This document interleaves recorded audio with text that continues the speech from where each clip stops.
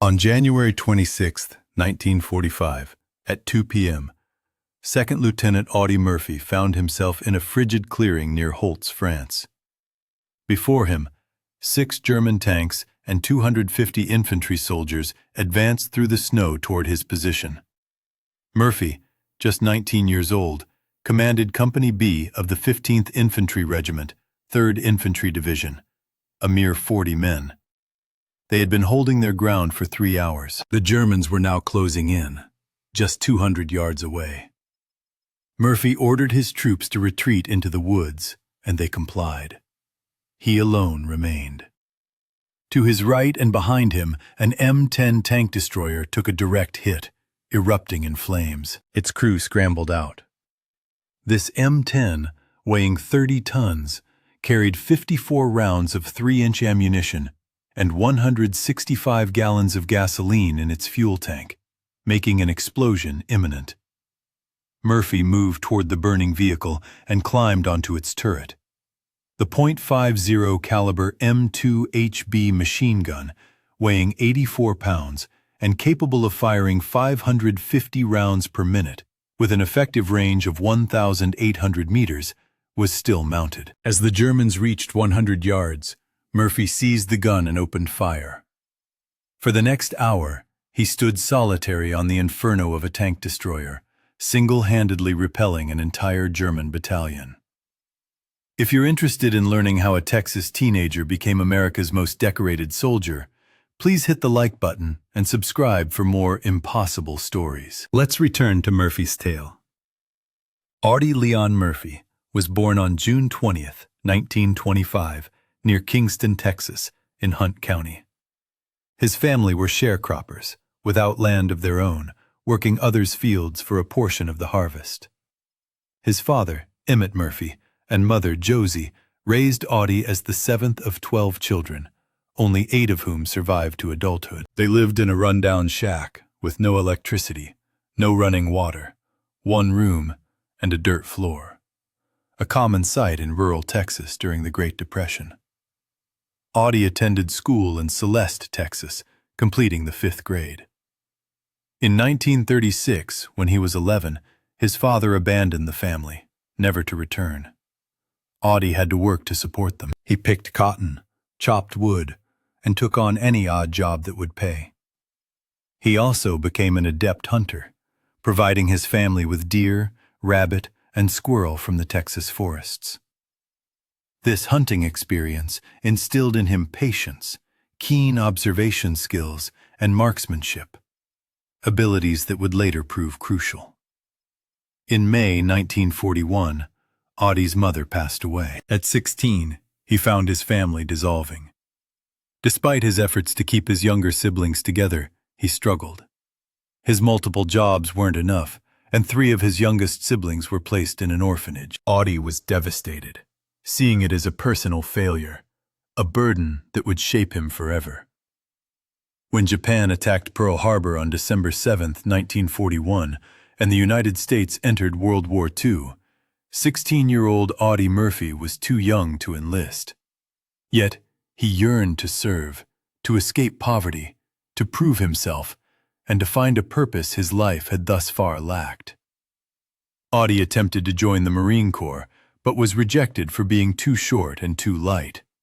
The Marines required a minimum height of 5 feet 6 inches, and Audie was 5 feet 5 inches and weighed 110 pounds. He then tried to join the paratroopers, but faced the same rejection due to his small stature and young age. Undeterred, Audie returned home and spent months consuming bananas, milk, and anything else to gain weight, eventually reaching 112 pounds. Still underweight, but closer. His sister, Karen, signed an affidavit falsifying his birth date to make him appear 18.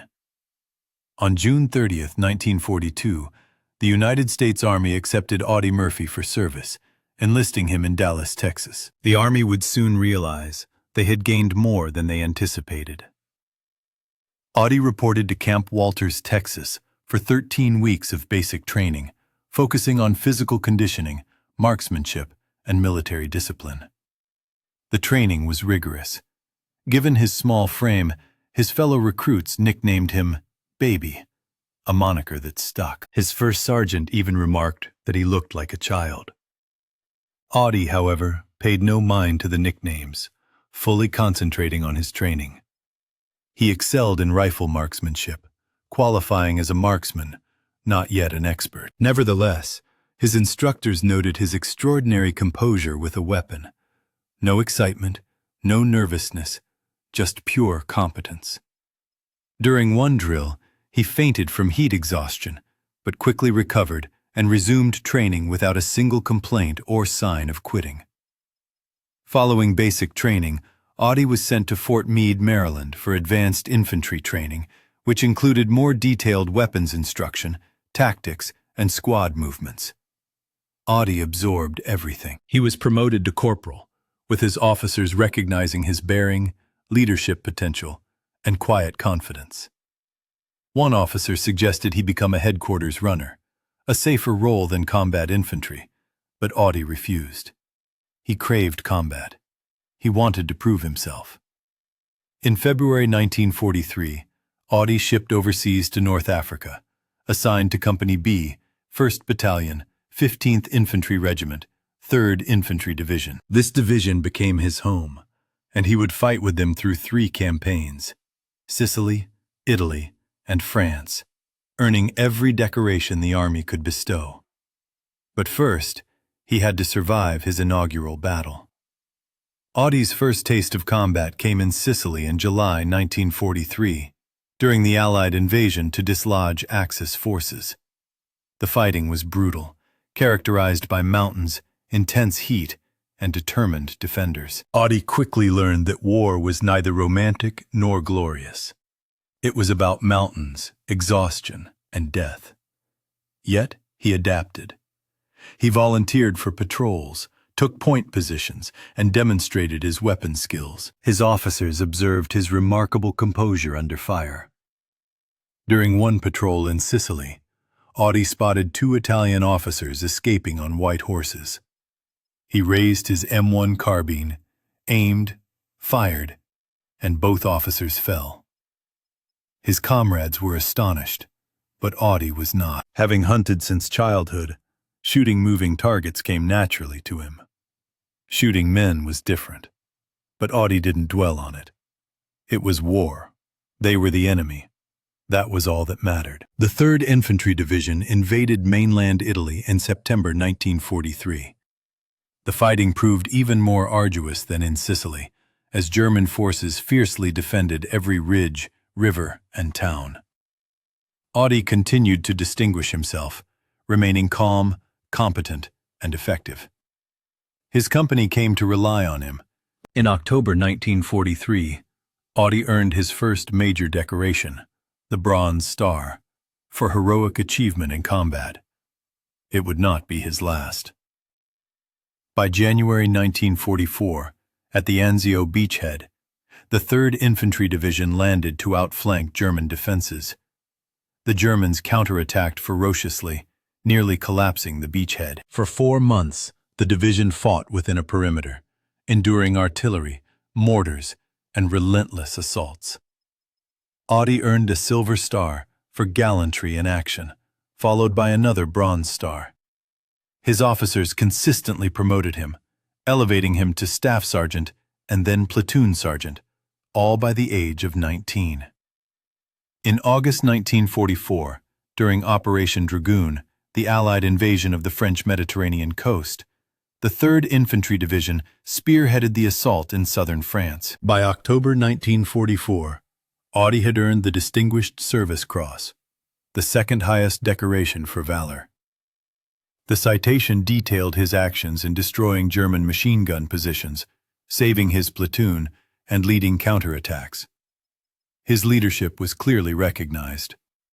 On October 14, 1944, Audie Murphy received a battlefield commission, promoting him to 2nd lieutenant, commanding a rifle company. He was still only 19 years old.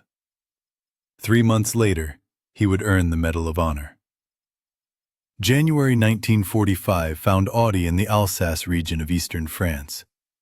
The terrain consisted of forests and farmland, rolling hills and small villages. The weather was brutal.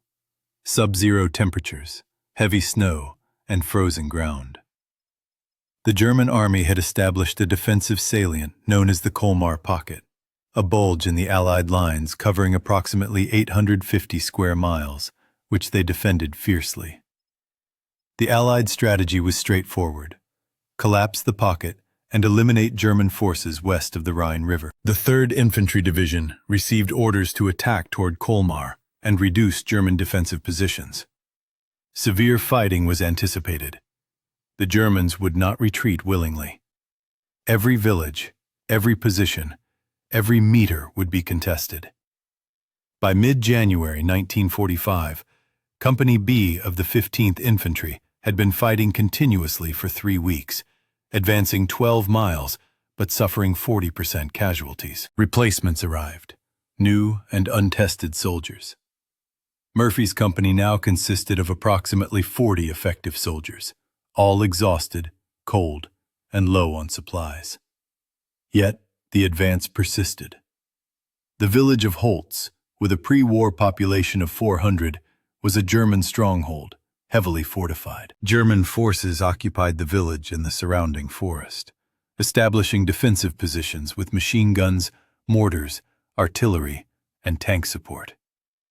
The 15th Infantry's mission was to bypass Holtz from the north, secure the approaches, await reinforcements, and then assault the village. On January 25, 1945, Company B moved into position in a clearing north of Holtz, approximately 300 yards wide, flat, frozen, and exposed. Woods bordered both sides. Company B occupied the southern edge of the woods, where they established defensive positions, dug fighting holes, and set up fields of fire, anticipating German counterattacks. They were supported by 2 M10 tank destroyers, positioned astride a dirt road leading into the woods. The M10 tank destroyer, built on an M4 Sherman chassis, weighed about 30 tons and had a crew of 5. Its main armament, a 3-inch M7 gun, was powerful enough to destroy any German tank at normal combat ranges. The secondary armament was a .50 caliber M2 HB Browning machine gun mounted on the turret roof.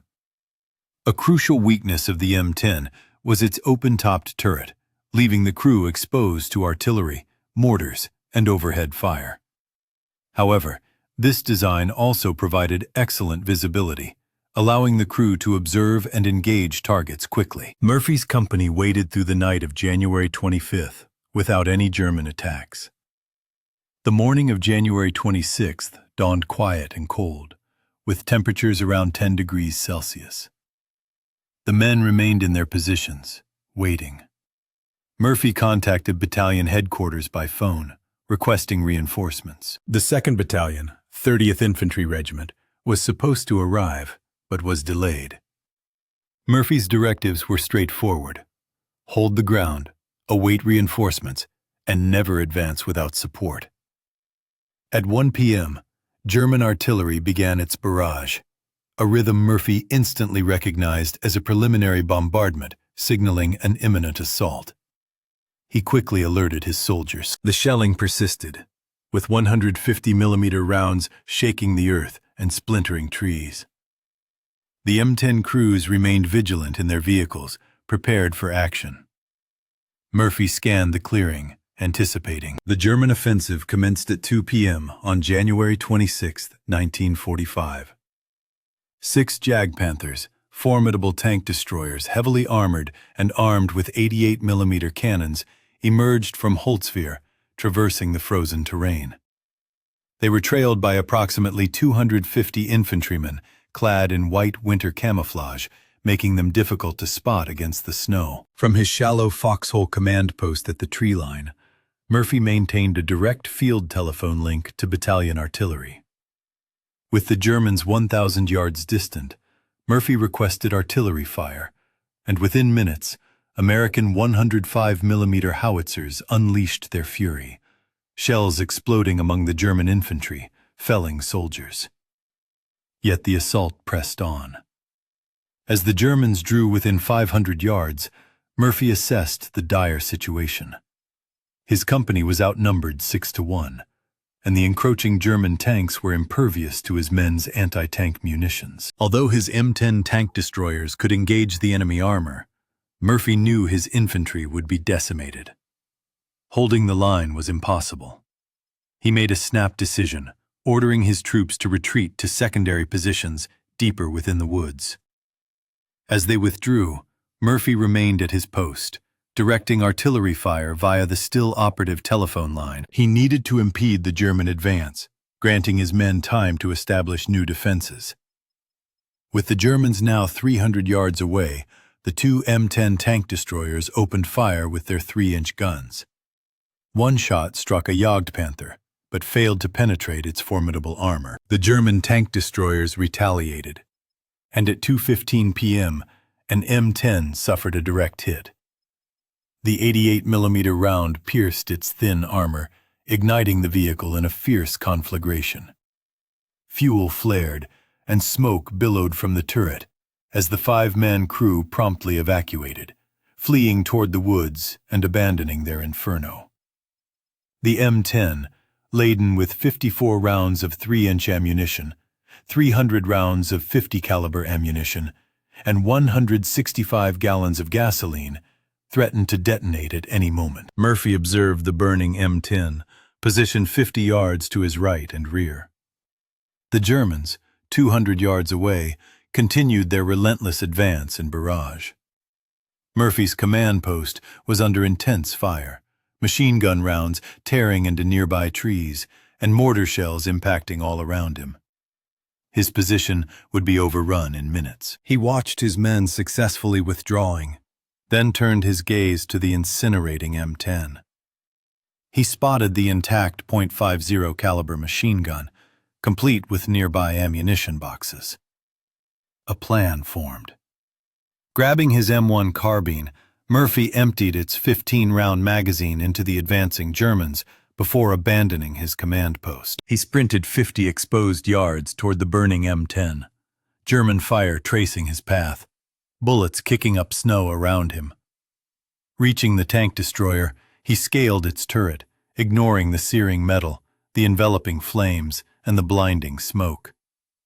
The .50 caliber M2 HB Browning machine gun, mounted on the turret roof with full traverse, weighed 84 pounds and measured 65 inches.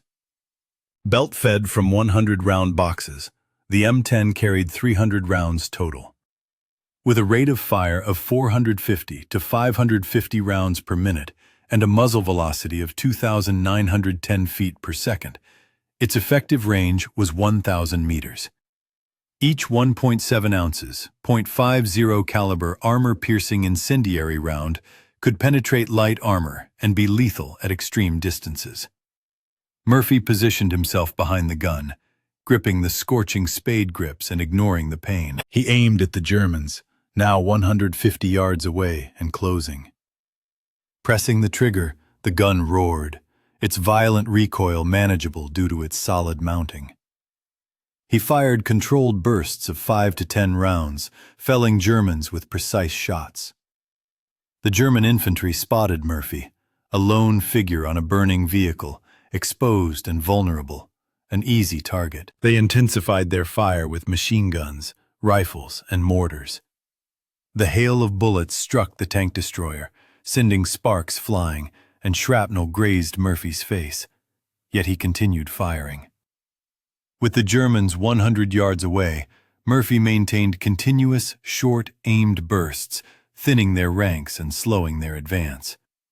While he couldn't use the field telephone from the tank destroyer, his men, observing him from 50 yards away in his foxhole, relayed artillery fire missions. Murphy used gestures and pointers to indicate targets, and American artillery adjusted, shells landing among the German infantry. This combination of Murphy's machine gun and American artillery proved devastating. At 2:30 p.m., the Germans attempted a flanking maneuver, infantry moving to the left. Murphy traversed the machine gun, engaging the flanking force with sustained fire. 30 rounds sent the attackers scrambling for cover, some falling. The flank attack crumbled. Murphy then swung back to confront the main assault, more Germans advancing. He fired again. The Germans now recognized this was no mere individual. It was a stronghold.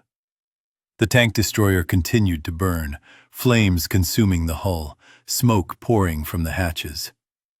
The heat was infernal, Murphy's uniform smoldering, his hands blistering from the scorching metal. Yet he stayed, despite the imminent threat of internal ammunition detonation, including 3-inch shells and the fuel tank. An 88mm German shell impacted near the tank destroyer, shrapnel from the blast piercing Murphy's right leg. Blood soaked his pants, but he continued to fire. The wound was not immediately debilitating. It could wait. With the Germans just 75 yards away, dangerously close, Murphy increased his rate of fire, unleashing longer bursts of 15 to 20 rounds. The barrel began to glow, but he paid it no mind as Germans continued to fall. Time ceased to matter. Murphy's sole focus was the task. Load, aim, fire, reload, repeat. Waves of German infantry kept coming, falling, and more appeared. His ammunition dwindled from the initial 300 rounds, but he didn't count. He simply fired. As long as ammunition remained and Germans advanced, he would engage them. At approximately 2:50 p.m., the German forces made a final, desperate push. About 150 infantrymen charged across the open ground. Murphy traversed the machine gun across the entire assault line, firing continuously, 40, then 50 rounds.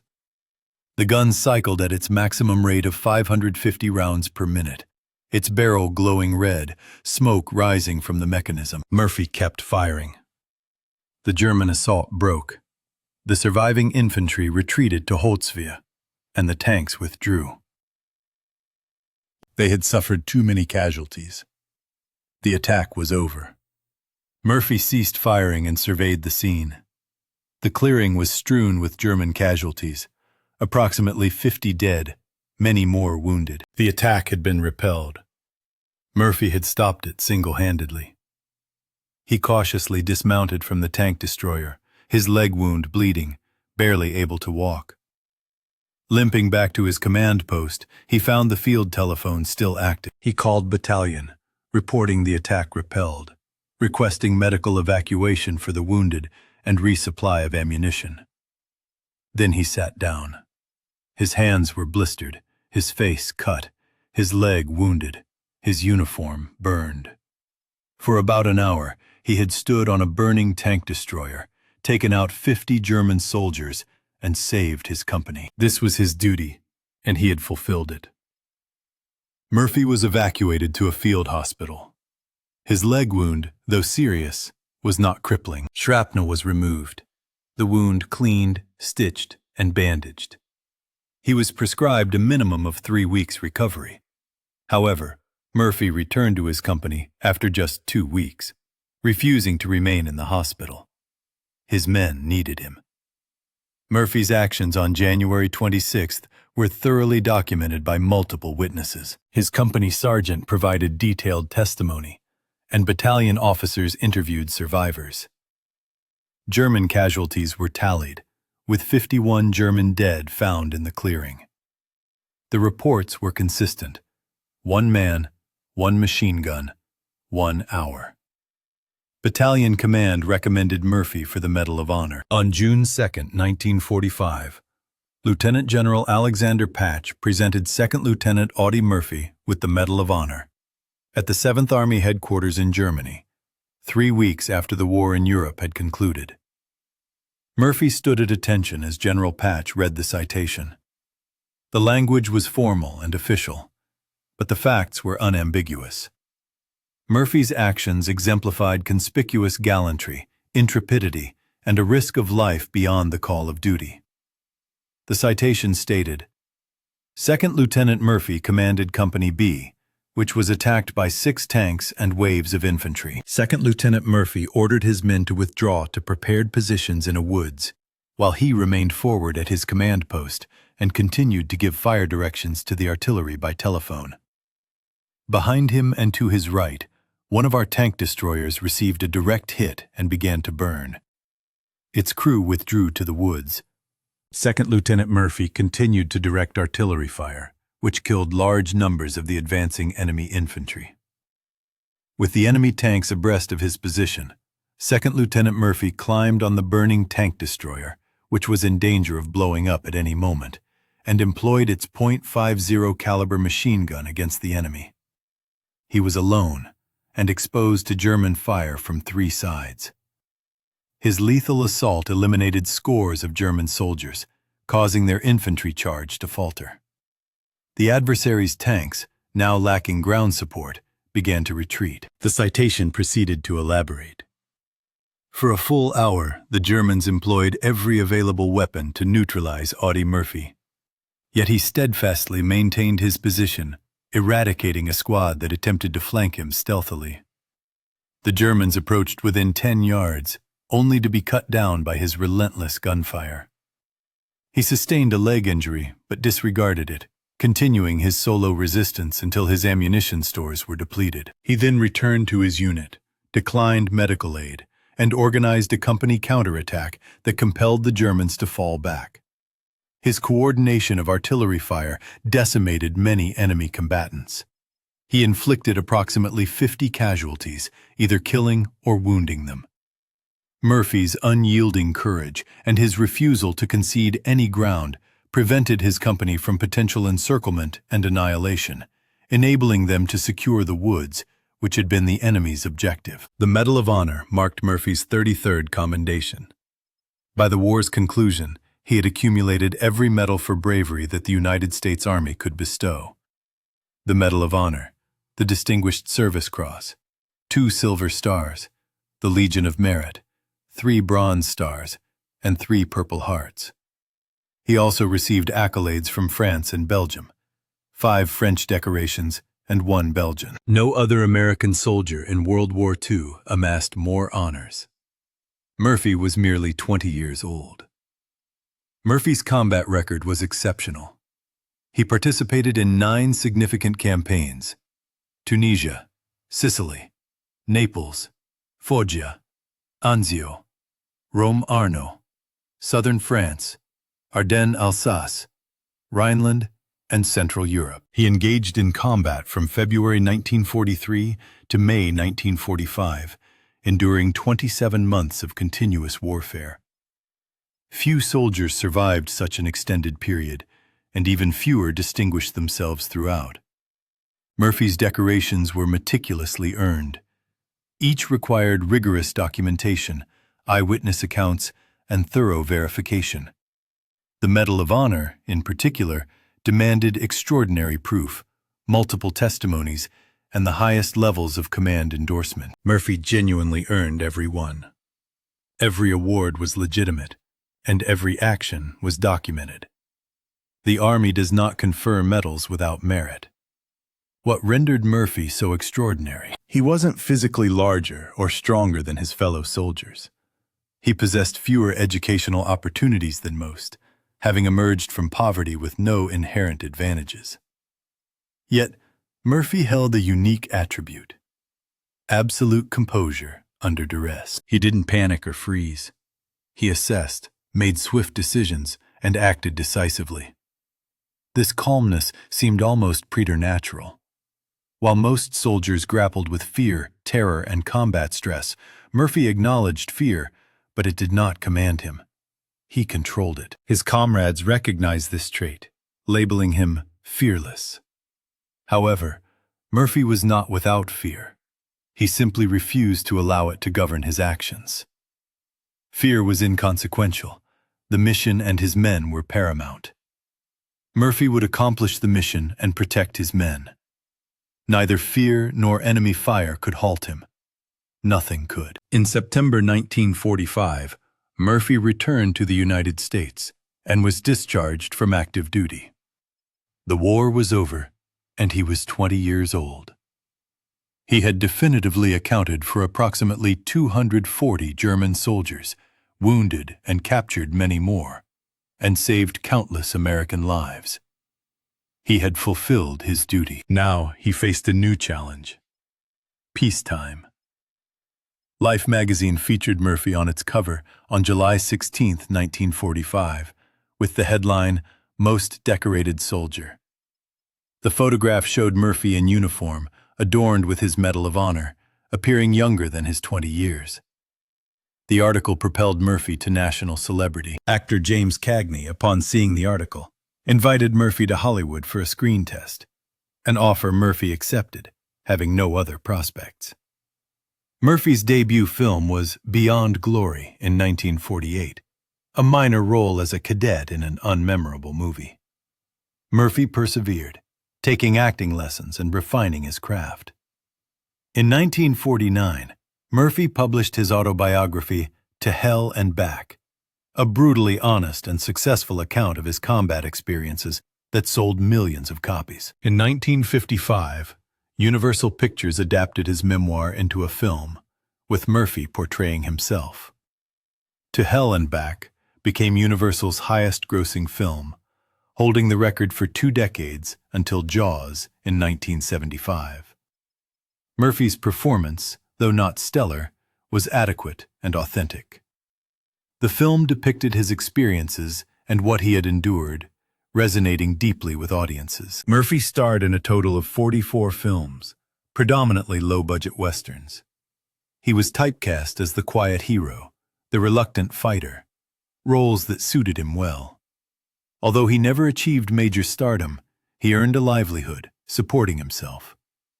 For a sharecropper's son from Texas, this constituted success. However, Murphy wrestled with inner turmoil. The war continued to haunt him. He suffered from nightmares, insomnia, and anxiety, symptoms now recognized as PTSD or post-traumatic stress disorder, which Murphy termed battle fatigue.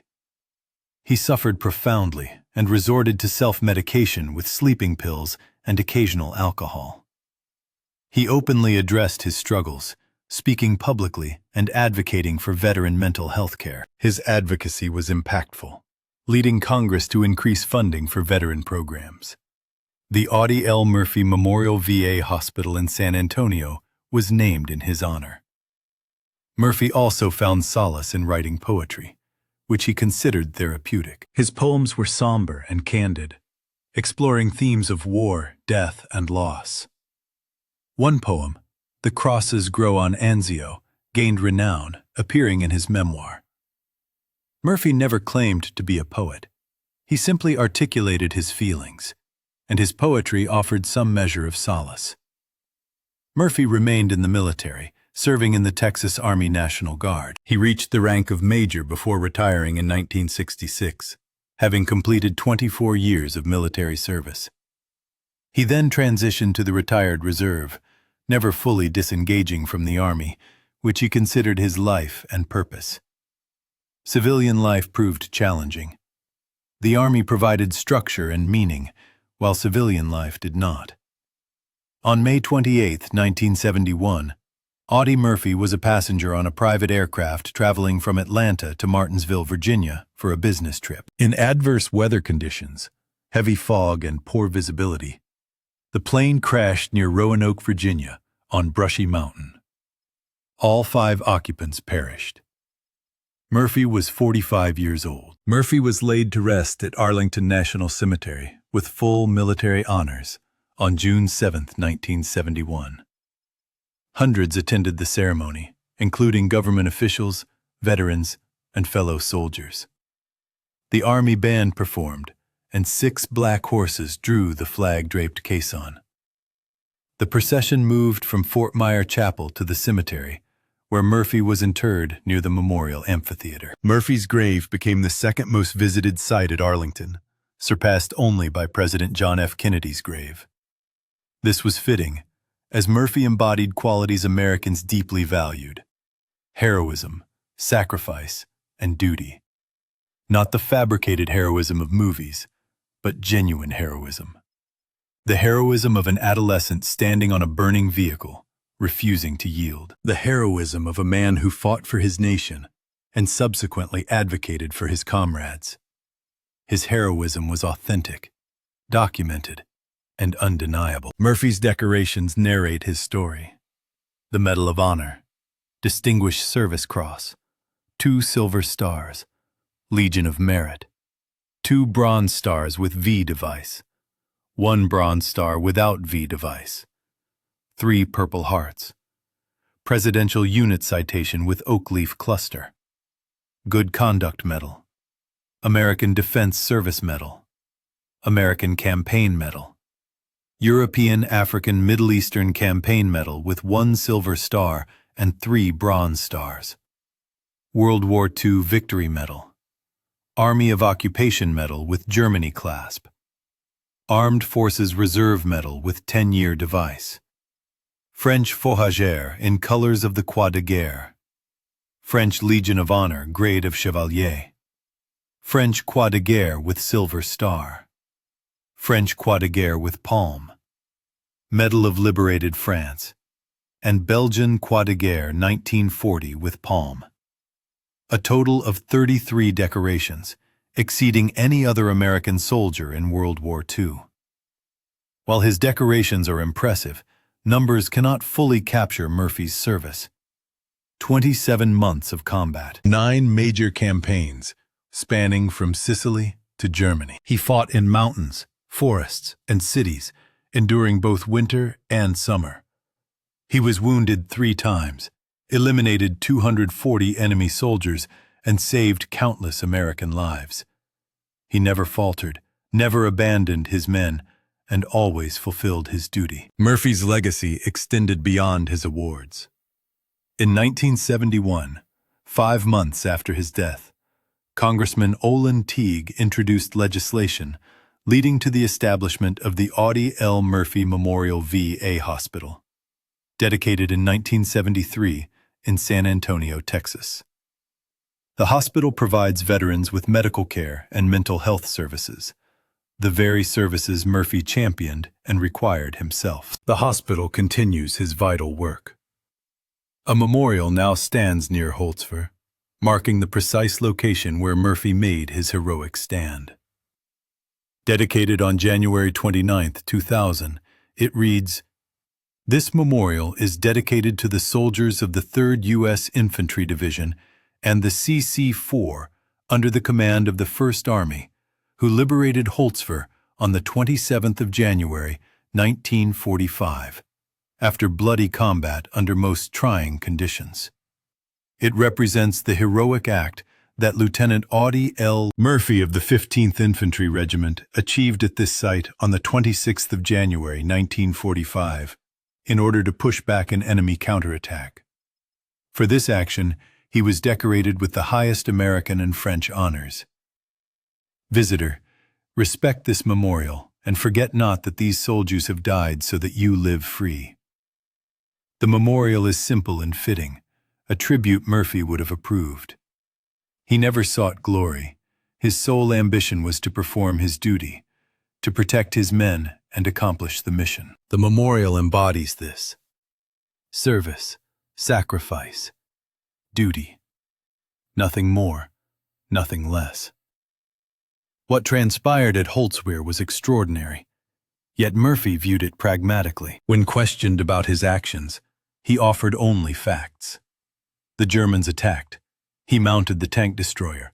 He operated the machine gun, and he repelled the assault. That was all.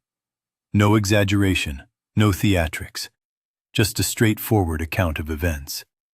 Such was Murphy's demeanor: quiet, factual, understated. The reality, however, was far more complex.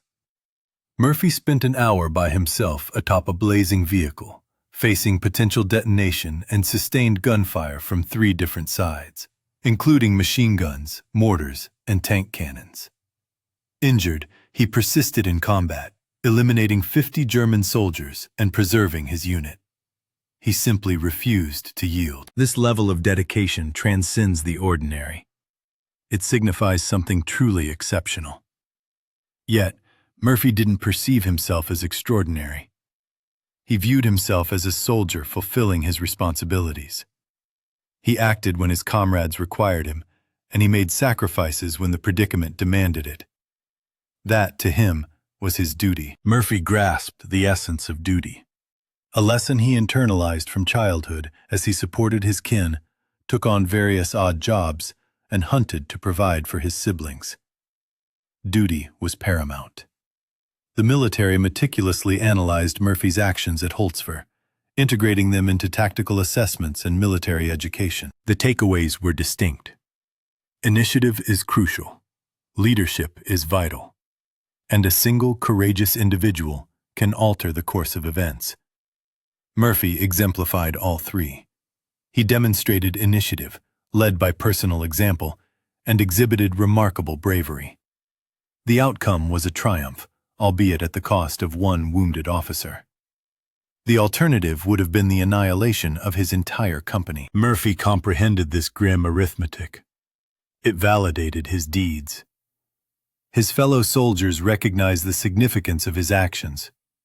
They witnessed it firsthand and survived because of it. Their testimonies, documented and unforgettable, underscored his bravery. Staff Sergeant Elmer Cooper declared, "I never seen such guts. That man wouldn't quit." Corporal Anthony Abramsky stated, "He saved us, all of us. We'd be dead without him." These accounts hold weight because they originated from those who were present and understood. Audie Murphy passed away 46 years after his birth. Yet he lived a life more profound in those years than many experience in 80. He escaped destitution through military service, ascending to become the most decorated American soldier in history. He transitioned into a film star and championed veterans' causes. He never forgot his origins, nor his sense of duty. Murphy's narrative embodies the American spirit. An impoverished youth from obscurity, devoid of advantages, connections, or wealth, possessing only unwavering resolve and an indomitable will. He demonstrated that one's background does not dictate destiny. Rather, actions forge it. Murphy's deeds were extraordinary, and his destiny mirrored that exceptionalism. What rendered Murphy unique? His composure under duress, absolute concentration, and refusal to surrender. These attributes are not supernatural.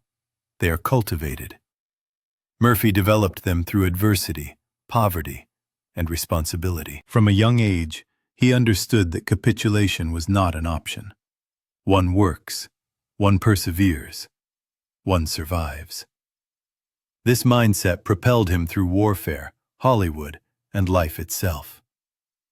Murphy contended with considerable challenges in the aftermath of the war, including PTSD, recurring nightmares, and addiction. These struggles were palpable and nearly annihilated him. Nevertheless, Murphy confronted them with the same tenacity he showed against the Germans, with resolve, integrity, and an unyielding refusal to capitulate. He openly discussed his difficulties, sought assistance, and advocated for fellow veterans. His advocacy saved lives, influenced policy, and improved care. A legacy as significant as his combat record. The young man who stood atop a flaming tank destroyer at Holtzver embodied courage. But the individual who frankly addressed PTSD embodied something even more profound. Honesty, vulnerability, and the acknowledgement that heroes, too, are human. They struggle. They require aid. Murphy admitted this in 1971, a radical notion at a time when veterans seldom discussed mental health. Murphy dared to do so, altering the discourse. On January 26, 1945, at 2 p.m., a German assault jeopardized the existence of an American rifle company. One officer declined to accept such a fate. He ascended a burning vehicle, took command of a machine gun, and fought alone for an hour, eliminating 50 enemy combatants. He saved his company. The mission was accomplished. This is what transpired. This is what Murphy achieved. The remainder entails a straightforward process.